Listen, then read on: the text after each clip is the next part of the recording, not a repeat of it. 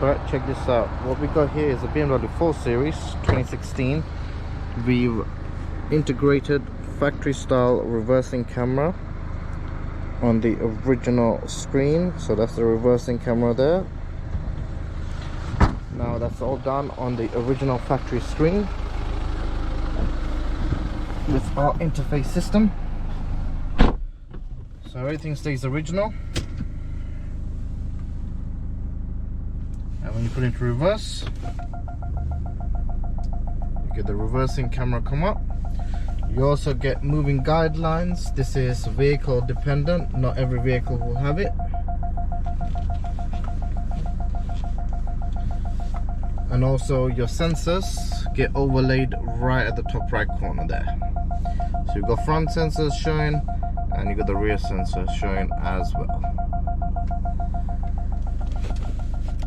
Still have access to your original sensor display as well.